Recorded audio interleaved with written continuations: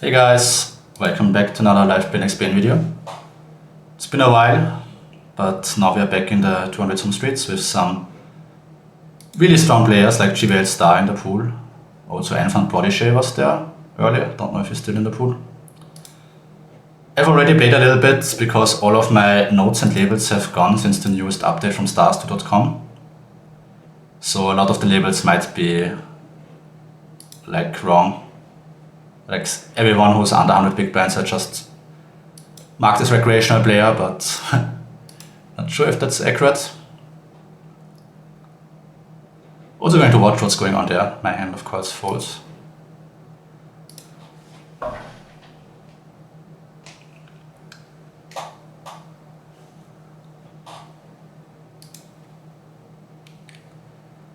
Especially when there's a player who's really strong, it's cool to learn something, how they are approaching certain spots. Maybe we get to see a showdown. Extremely weird line that this guy takes. Like already betting flop as the pre-flop aggressor here is kind of weird. Yeah, I thought so. This guy probably was a recreational. And yeah, got called down pretty light by GVL Star. So here we have to make some nude views of crazy. Because it's just too much EV in that note to not make it despite doing the video. But especially now with all my notes gone and everything, might be a little bit tougher than usually.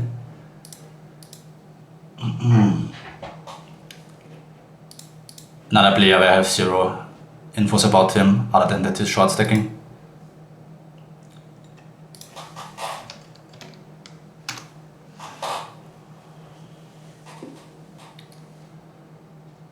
Pretty great board. Usually I would go half pot check on the sectors, but as a presumably recreational player, I will just do what my hand wants to do, and my hand wants to bet small. And on the turn, I mean, you could argue also for betting if the guy is more like passive, because he has all those 6, 7, 5, 5, 6, 7, 8, pocket 8 sort of hands that will call a bet, but that might not bet themselves. But I think there's just still so many upsides to checking and let him blast random hands. Like maybe he called ace-deuce off pre-flop and peeled the flop versus the small sizing. And I just want to give him some room there. Table 2, pretty terrible texture versus the small blind flatting range. Although of course you never really know what the small blind flatting range consists of. If he only has like deuces to fives, it's pretty good. And just calling and let him blast off.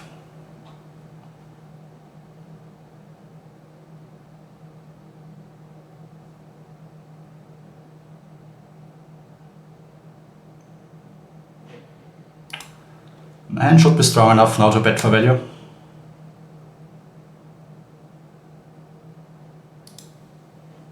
Certainly tough to get called in that line, but let's see. Perhaps he had a river queen check that he gave up. Oh, 7-9. But yeah, if he's the sort of guy who just blasts anyway with pairs, then just checking is great. I mean, maybe check jamming would then overperform if he bet calls those hands. But if he has 7-9 off, you can imagine he also has check 8 off, check 7 off, like so many hands that I really want to keep in and don't fold out. King 9 suited will be sometimes 3-bet. And table 2 I play half pot check, and with the spade I'm going to bet more often because this hand will remain a strong hand on more runners than if I would not have a spade. Turn brings in the 4 straight, so if I want to bet I have to size down. And I think it's still fine to bet kings. So I think third to half pot is kind of the sizing that you have to use here. And then you could also split in some overbets for your queen 10 region and check X and 10x in with flush draw region. So usually I don't split sizings, but on those 4 straight textures where you have the nut straight and you have it more often than the other player because you will check raise sometimes, etc. you are incentivized to really play a very big sizing with that part of your range, even though it's a small pot. If it's a small free bet versus the sizing, I will just call. And here we'll go for the free bet, just wondering how large I should go because this guy is shorter, maybe 11 big blinds. And let's try to hit. That's certainly nice. And the guy's pretty short, so I think I just go small and again leave him some room to do something crazy. Unfortunately folds. And on the turn, could go small, I could go step, maybe even size up a bit versus the recreational player. Yeah, I think I should have actually sized to half pot, played my hand. I think it's better than my 1/3 play because now the river jam is for more money. Might fold a bit more often now. King 6-5 is not really that great of a board because he might flat a lot of 6s and 5s, especially with a recreational behind. Turn I play pot check. My hand can go either way. I think this time I will actually go for the check. And this hand looks like a check raise, but in theory, yeah, in theory should stab very polarized, so versus his stabbing range I shouldn't really check raise much. So I think I will just call. Nice to get called here. It's a bit weird to play like such a strong hand so passive, but I think it's fine. And it's kind of just like nature of how the spot works, because he should stab pretty polarized, I shouldn't raise too much. And pretty interesting. I don't think I can donk, I don't have that many 9x. And I still could win, of course. It's not like I never win when it goes check check.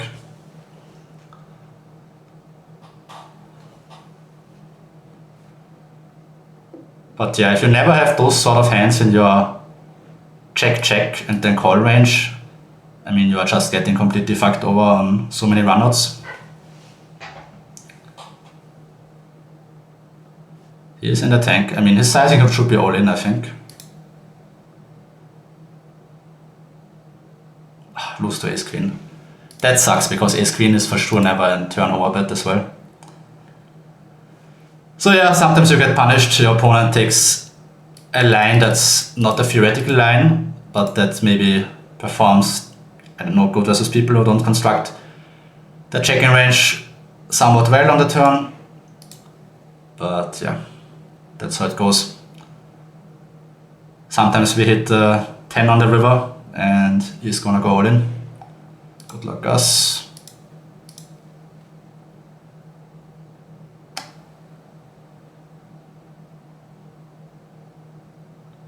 Fair split.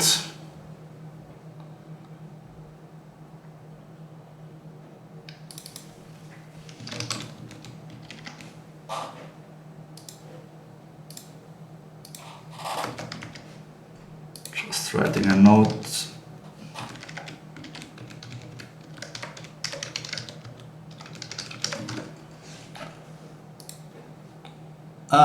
Mainly calling on this texture. Pretty strong texture for the small blind. And here we can go either way. I think with the club I like raising. It's still not a high frequency raise spot because again the board is pretty good for my opponent. And I mean versus the big raise he should, I think, in theory fold some ace king, but he's a recreational player so probably not. Anyway, I think I have to always check on this turn. And here I like to play quite polarized, but maybe not to overbet, but to 75, to pot to 75.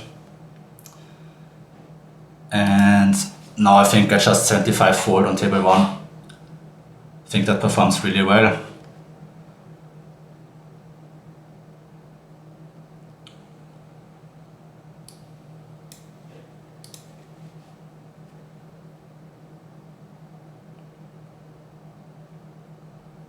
So if it's true that all those guys are recreational, then the pool is pretty good right now.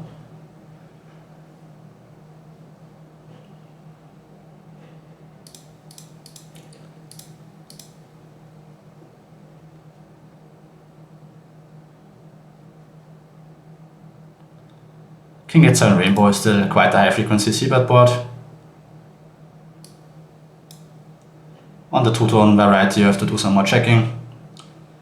At 9 and 4, I think King Queen probably rather checks, because let's say they have hands like King 10 off, King 8 off, I don't really want to fold them out, and I think like in the same spot you couldn't fold King 10, but multi-way they probably can. Turn on the straight completing turn I have to size down. I don't think checks wants to bet. There could be some merge effects, but I think that's a bit too fancy. And now I just play my hand and bet big and fold if I get raised.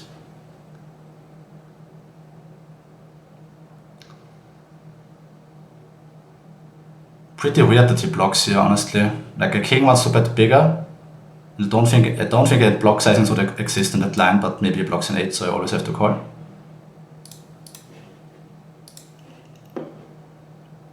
I mean, perhaps I'm wrong, and he can block those hands, but I still have, like, it's MP versus big blind, it's not button versus big blind, so my range is still a lot of queens, checks, 10s, which I'm not going to value bet when you check to me. I think. I mean, I could value bet, but I think in theory they are not no value bets anymore, because he should construct his range so that he has enough traps to disincentivize me from betting those hands. Not sure. I mean, maybe it's fine. It can't be too bad. It's certainly close.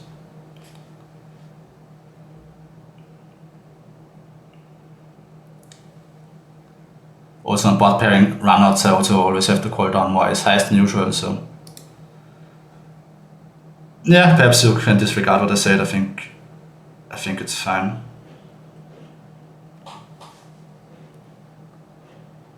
Uh, 9-8 is pretty borderline.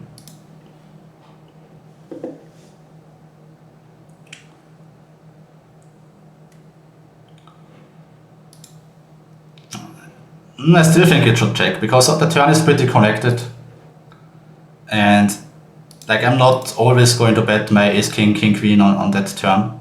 So we'll have lots of strong king x, and of course all of my queens, jacks, 10s region. But we'll look at this later. Big bet check. We are playing with recreational and we are shorter, so could maybe do something else. I think betting small is also fine. Might lose a bit less versus his ace-x this way. Can always check turn and then call his probably non-overbet river sizings. And snap bets. It's not great, but I think I will call, not having a queen, check, or a 10 in my hand. Question is, would you bet an ace this way? Certainly possible.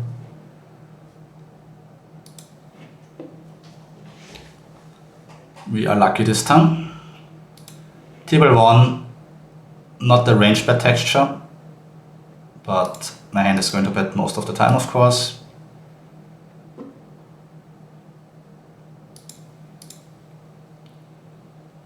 On the ace turn, like you don't that often go massive blindly blind, but I think this is just such an asymmetry for strong hands towards us that I want to go pretty big here. I think like even 2x pot would be decent, but I don't really have the betting button, and I think it looks a bit suspicious when you scroll up manually. So just go 150, should be fine as well. And the way you construct the range on the river then is mainly block or jam on brick runouts, or 75, maybe if it's super bricky maybe. Because on the turn, like I not only bet ace queen, ace king, but I also have hands like ace 10, ace 9 that will go into the overbet region. But then on the river, let's say the river is like an 8 or a 7, which also brings in 2 pair for the imposition player. They are not really worth another big bet, so they actually just block. And then of course I still have all the ace queens and sets which he would have raised on the flop. So a massive all-in sizing on a brick river is also pretty important here. I think with the regression big blind open a bit wider. On a flush river, of course, you have to size down. Same story here.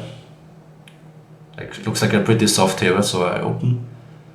I mean, if those guys are V-pipping a lot, I don't even know if you would want to open those hands, really. Not really a texture I should bet too much, but we are playing versus a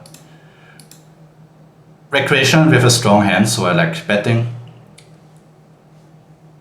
Don't think he will punish me for not having straights on some runouts. And we face the check raise. It's kind of tough versus the small sizing, but I think we can fold. I think king queen with the king and spades, with 2 overcards to the check can call, but I think it's fine to let go there. We are also under the gun, so our range is quite strong. So looks like those guys are questioners.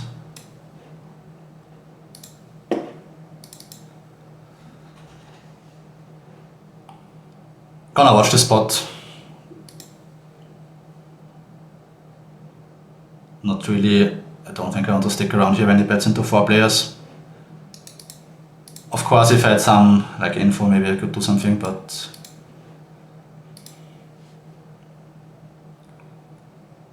seems a bit thin to call there.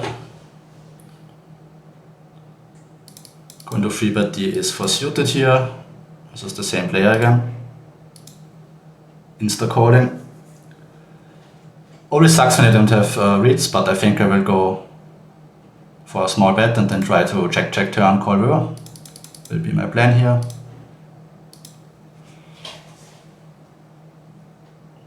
Could also bluff, like let's say the turn is a king, queen or a check, then I think I would double barrel my hand. And now just check and call down on kind of most rivers.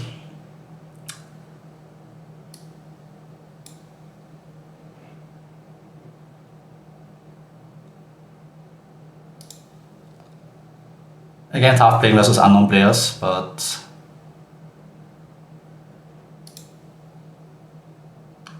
sucks that he hit.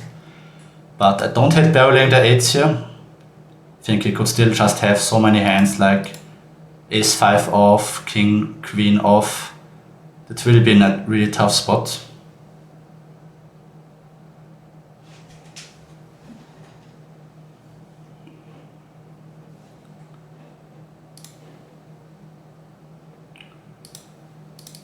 Going to go for the re-ISO raise here.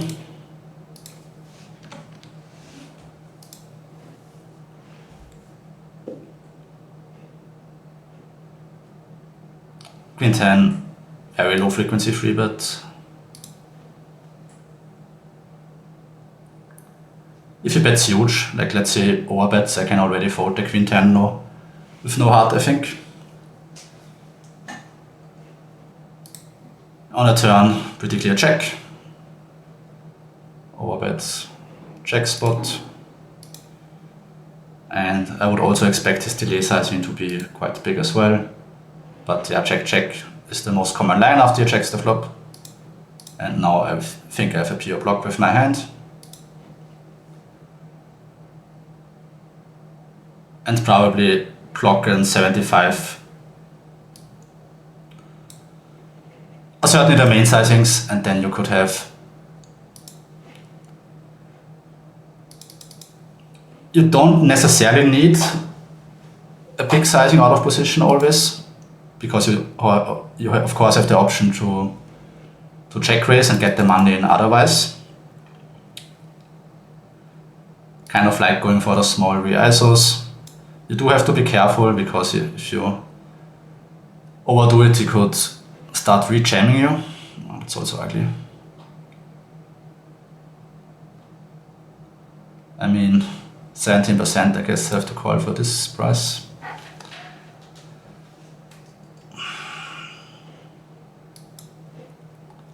King 4 I think will mainly check back. We have a backdoor flush draw, but I think we'd rather bet the hand like 4-6, 4-3. And yeah, nothing to do but call here. And yeah, that's a good outcome. So now table 2 I would bet 75 check and Like every pair is certainly worth a 75% bet.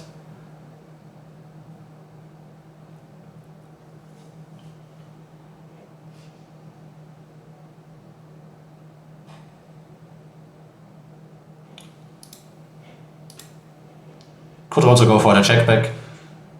I was thinking about if I would rather bet a hand like king 4 or a lower 4. I mean, if I rewrite king, it's like my two pairs counterfeited, so I think it's fine to bet my hand on the turn. Running reasonably well so far this video.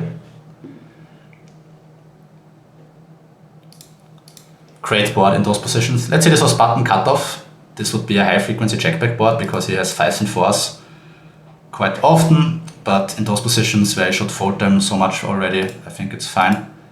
Actually, we are super deep, so this was a bit sloppy. I think I could have sized up to half pot, but it's still, I don't hate it still. You do face the check raise, and we will go for the call, especially if the backdoor flush draw. Table 1, I play 25% check, and on this disconnected check high board, I think I can basically always check. Interesting. If he bets again,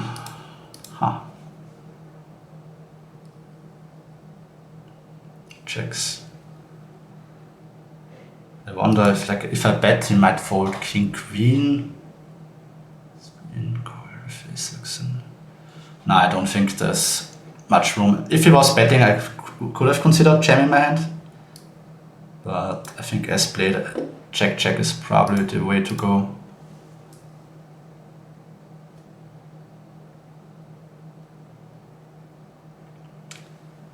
Certainly could have ace-6 and diamonds.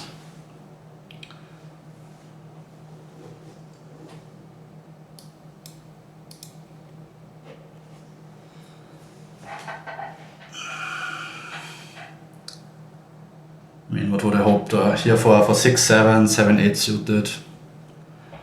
He is really polarized, of course. Don't even block ace-queen suited.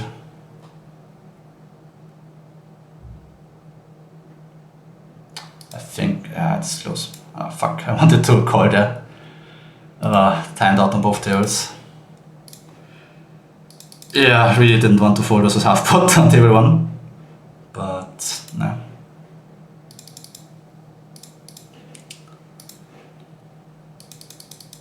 Yeah, rough spot. Versus a small sizing. I'm tempted to call. Again, here should be a pretty good board for us. Those disconnected low boards just are boards where we retain our advantage pretty well. He does call fairly quickly. It's again presumably a recreational player.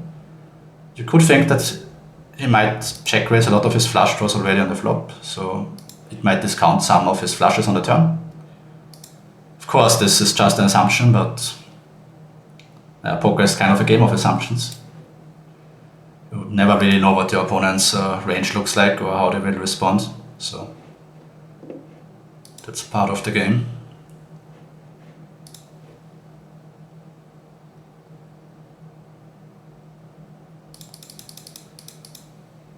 So when you call forward, you want to size down. So I think I go to like 18 big blinds here.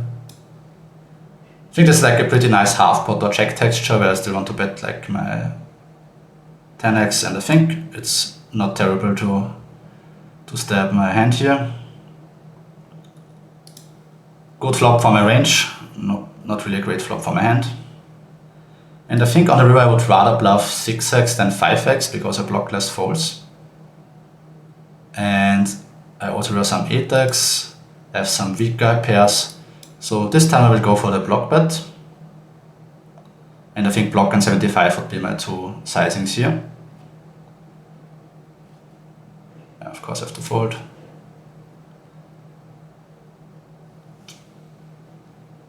Table 1, nothing to do but check. I think... I mean, the flush getting there is not the biggest deal in the world in a forward pot usually. But you still have to slow down after betting flop a lot. Because on the flop I bet range, So I still have all of my kings, queens, jacks, weaker ace-x.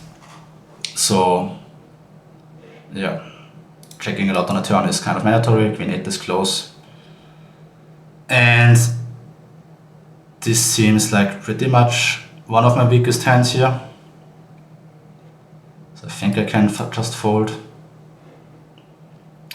Not loving it, of course, but we are in a cold forward pot. Ranges are pretty tight. It is a small sizing, I don't get to fold much, but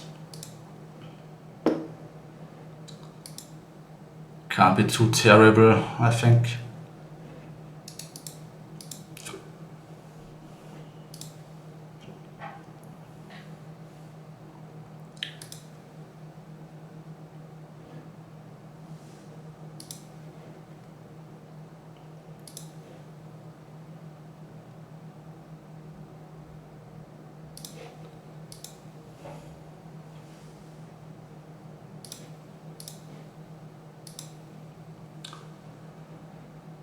But yeah, what I was saying a little bit earlier about why you don't necessarily need big sizings out of position.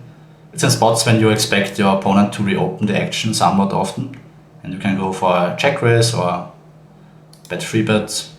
You have more options to get the money in, basically. And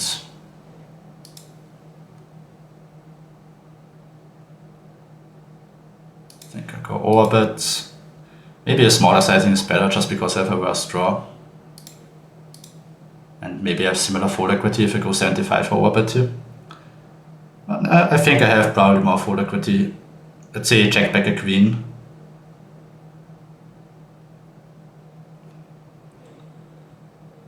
And now I think as I mean open, I will open, I will defend. Always tough when you don't know your customer, but it could still potentially win versus some hands, and this point is probably quite likely as an ace, and I don't really like bluffing a recreational off of top pair in that line. Oh, 2 pair. Really happy now that I didn't bluff.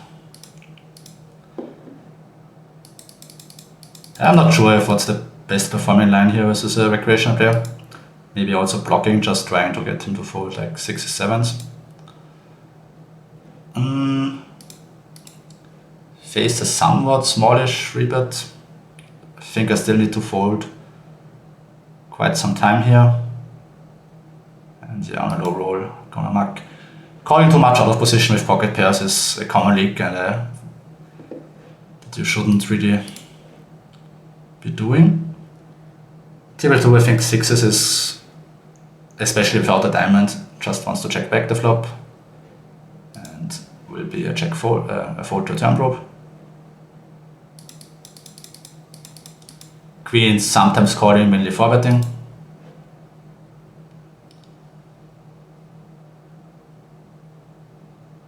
We are a bit deeper, so I will actually size up just slightly.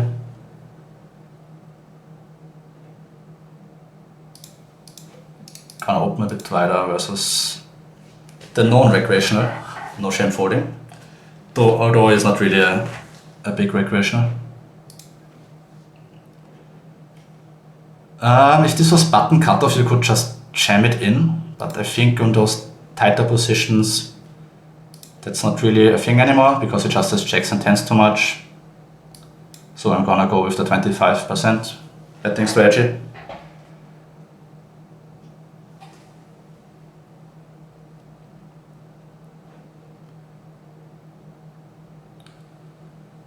And turn I think looks like half pot check to me. And queens with a heart probably is like the main hand that wants to bet, I would imagine. A queens without a heart, probably pure checks. Certainly bets lower, much less often than without. Maybe jamming here would also be okay. Like the SPI is so small that it is actually fine to bet quite big on the flush turn.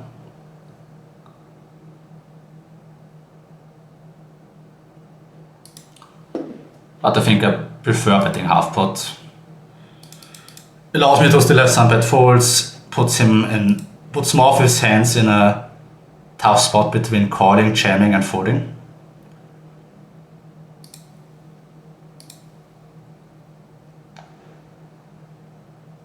Run good continues with the 2 pair, table 1. But it's the 2 pair that will play the least aggressive. I think his hand will actually sometimes check back, but most often go into the betting line.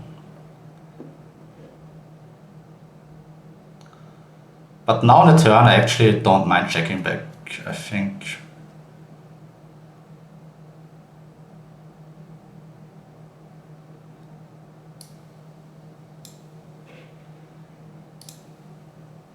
Okay, go for a pot bet here, we are a bit deeper. Now we have to snap call. I mean, I'm not sure if this is one of those spots where, I'm gonna talk about this a bit later, play with this hand first. So bet big gets called, on the flush turn you usually have to size down, and even here I wouldn't be too happy betting too big with my hand, so I think I go like half pot, which allows me to get called by plenty of worse hands still. But yeah, like lots of spots 2 pair don't care about being balanced, you just want to get the money in. But when you think about how many runouts there are, oh, that was a mistake. When you think about how many runouts there are where my hand is really awkward on the river, and if I would bet the turn, I would polarize to overbet. And let's say the river is like a 9 or a 10, he always makes king 9, king 10, so.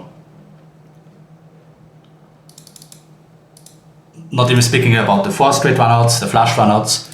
Like there's so many runouts where this hand can't go for comfortably for 3 streets, or has to size down again on the river. That's quite weird. Roll pretty high, so I will go for the 4-bet. And what happened here? This guy called. Man, today I'm really confused about the action.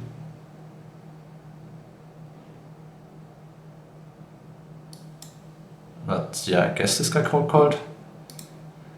Kind of really tough to play, but I think this guy is just really wild.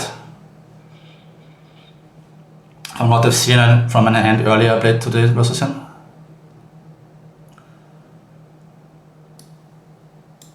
So I will probably try to call this on the river. Interesting. Lots of tough spots. Pocket 6 is okay.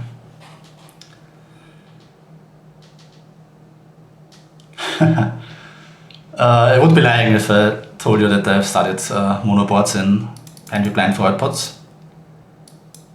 But on the turn, I imagine I'm gonna go for the check. Go for the check call.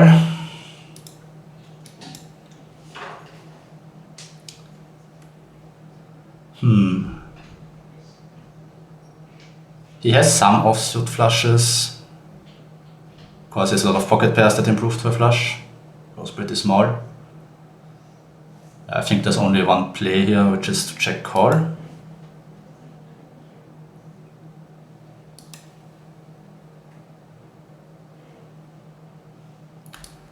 The 4 flush is terrible.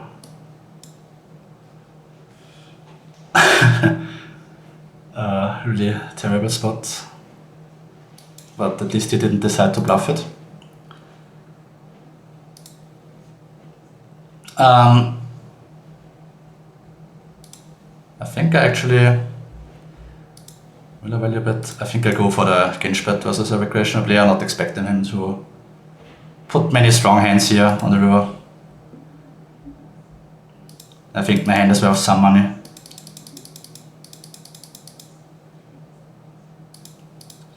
Yeah, putting me on the spot with those mono boards and then 5 flush runouts in blind forward pots, really tough to play.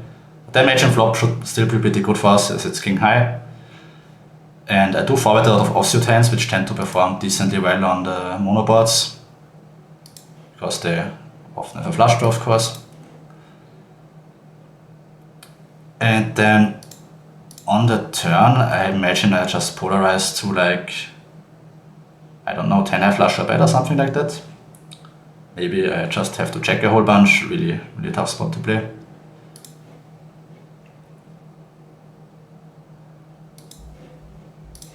This guy sounds familiar to me.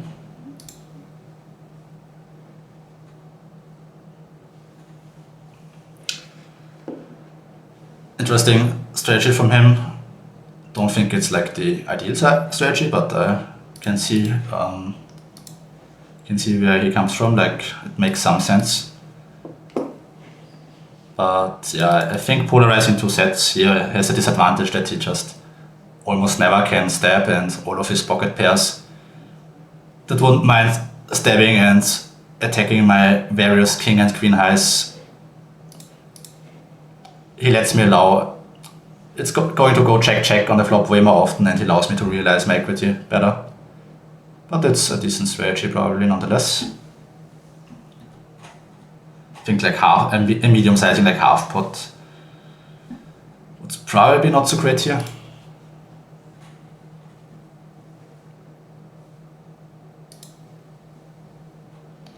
Ace 8 will always call. Insta check, so interesting. Why would you insta check? So maybe he checks range out of position. But insta check looks to me like that sort of hand that has something. But I mean, anyway, my hand is not really in the market of stabbing anyway. Might also just be recreational, like the insta sizings and the turn sizing don't really make him look like a strong player.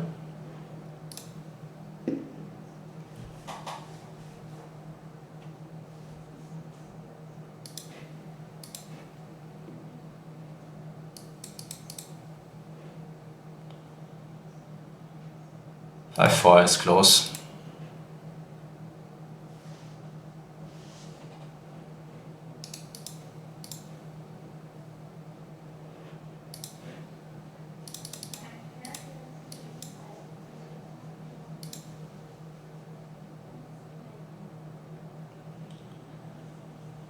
Ace king facing the forward, but again, unknown player, probably happy enough to get it in. And here I will go for the overcall.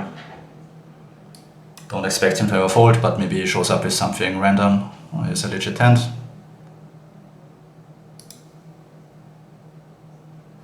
Run good doesn't continue on this hand. I think both options, stabbing or checking, are fine. If this guy was a rake who was calling there, then it's probably less good. Both players snap call, kind of interesting.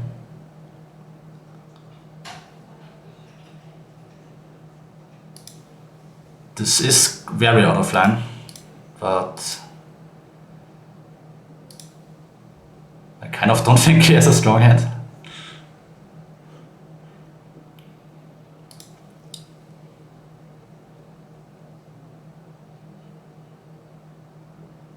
And yeah, now I check back and could still sometimes win. Could have like ace 5 in hearts. He has queen 9. But my read was on point. Like, I think if he doesn't hit 2 pair, I have a very decent chance of him folding on the turn. But yeah, it's something like 2 versus unknown, presumably recreational or weaker players.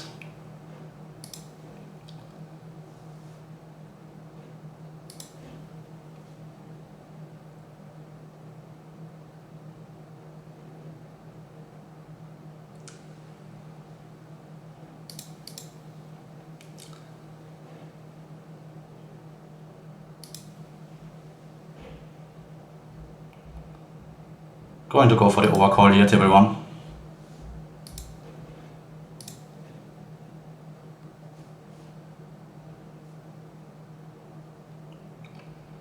Continuing on the flop.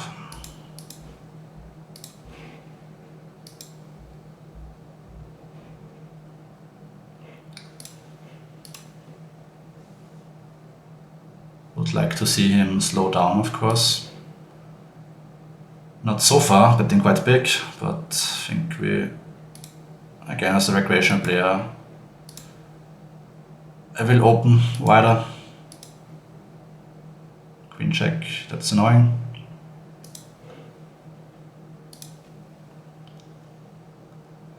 On those double pair runouts, you have to check a ton out of position.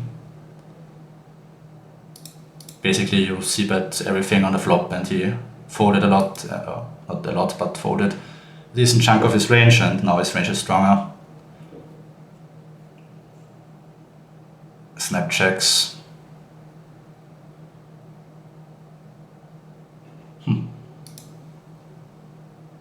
Wonder if there's some merit in like betting one big blind here.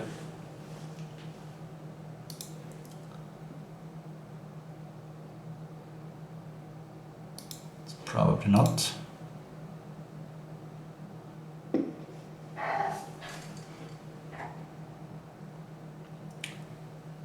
Lots of recreational players, but it depends in what way they mess up. If they are just super loose pre, then opening wide isn't necessarily a great strategy, because they flat you a bunch in position, then other regulars can squeeze you. Also potential recreational player here with the 3.5x.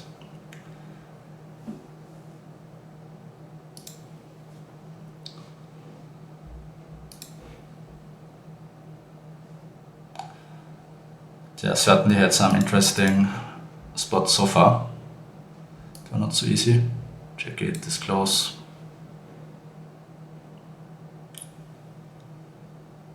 If I had a backdoor flush draw, maybe I would start betting, but this hand I don't mind to just see what he does, and if he shows aggression, can put it into the muck.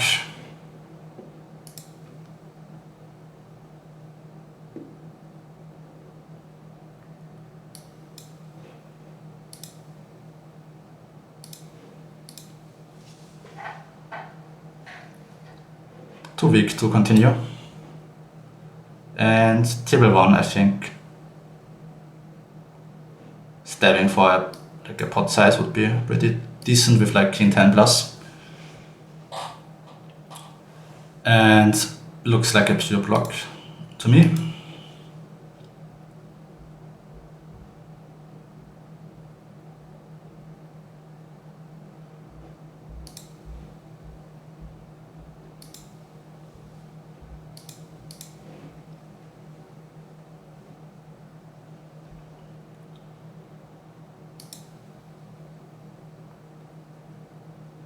King queen, yeah, if you free bets you can't do anything, but otherwise we could have considered also calling with the two recreational players behind.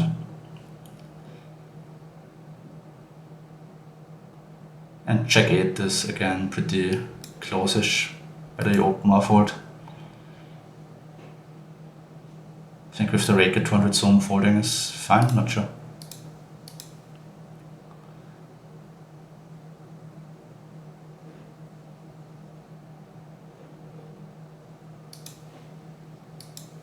And yeah, the video is going on for quite some time now, so I think I will play until the next big blind and then call it a video. Table 2, certainly a board where we need to have decent amount of checks.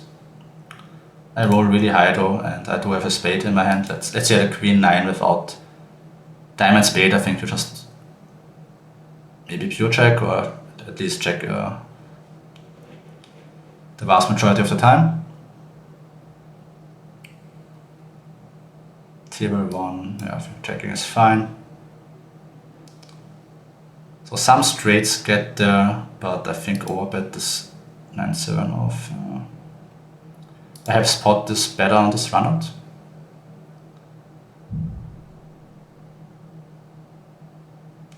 Seems like this hand will mainly go for the bet. Was this the guy we played already earlier? I mean, it certainly looks like he is overestimating his hand strength, so I think can't fold just yet. In a draw I would have a block and a 75, but this hand looks like just a give up with no diamond. Okay, I believe you.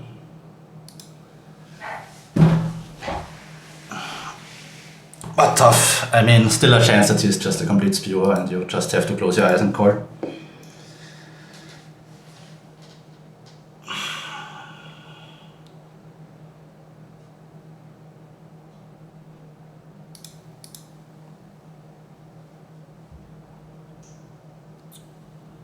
Overbet check.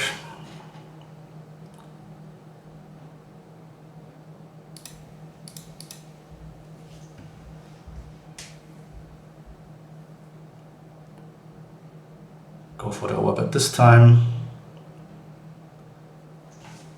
Get the fold. Alright. Return again is pretty close with only racks behind. Don't mind just mucking it. And yeah, that's it for the video, guys. Thanks for watching and see you in the next one. Bye.